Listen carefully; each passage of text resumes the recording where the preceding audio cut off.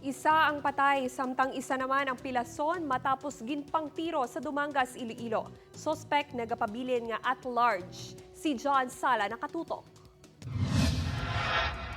Bangod sa pagpanghaboy kuno sa bato dead on arrival sa ospital ang 43 anyos kasi Steve Castillano samtang pilaso naman ang 23 anyos kasi Rojan Ponyati matapos siging tiro kagabi sa barangay Palok Suol, Dumangas. Sa to sa investigasyon sa Dumangas PNP gid pa si bangdan sang suspect kasi Gilbert Togonon ang mga biktima nga among nagapanghaboy sang bato sa lugar.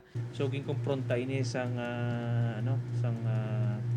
suspect ang duha ka biktima kaga amo to dayon nga naggabot sang armas ining suspect kaga ging tiro ining ang isa natong ka biktima kag ang si Rojan Punyate kagindala sa Dumangas sa ospital.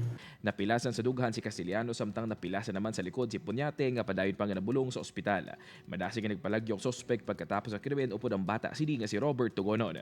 Pag responde dito ay kita may na-recover nga mga gingamit nga pagpaniro or any basiyos nga nabili dito. So, probably ba si mga caliber 38 nga revolver po silang gingamit. Wala man sang daan hilikutan ang mga biktima kag ang suspek. Nagapadayon pa sa karon ng hot pursuit operation sa kapulisan sa mga suspek sang krimen. Upod kay Cirilo Rinduque, John Sala, Buana, Western Visayas.